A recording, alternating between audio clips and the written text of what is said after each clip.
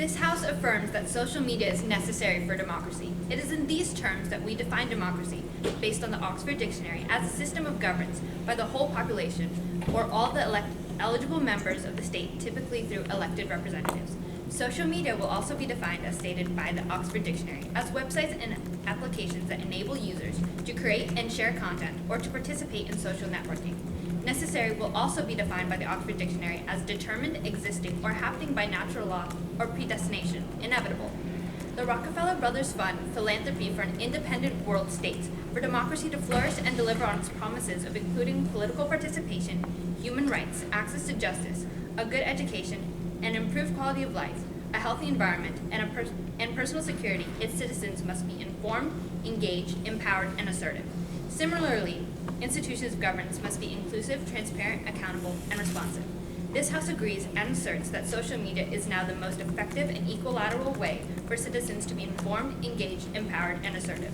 It is also effective at holding the institutions of governance accountable, ensuring that they are inclusive, transparent, and responsive.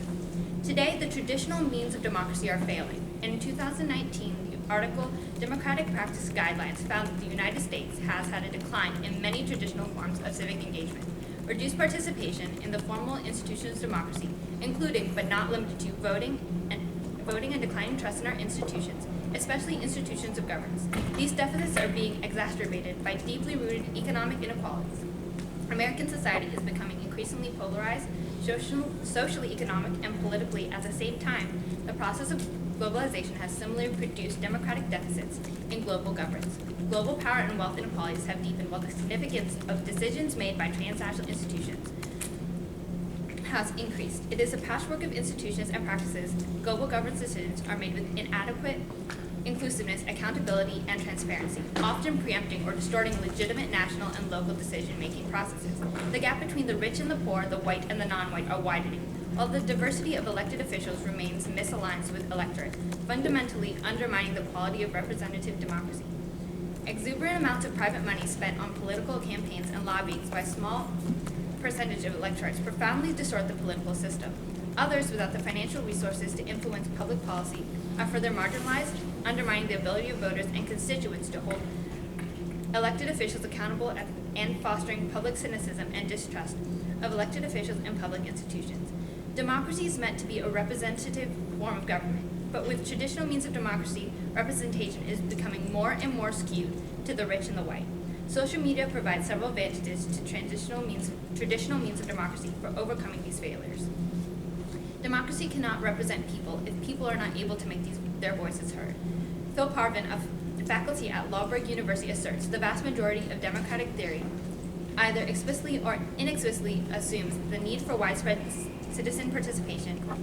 It requires that all citizens possess the opportunity to participate, and also that they take up this opportunity. But empirical evidence gathered suggests that many citizens do not have a meaningful opportunity to participate in ways that many democratic theories require, and do not participate in anything like the numbers that they believe are necessary. The rates of political participation among citizens of liberal democratic states are low and becoming more unequal. Participation is becoming increasingly concentrated among the top end of wealthy and income distribution. As a consequence, political powers and influence have also become increasingly concentrated among these same members.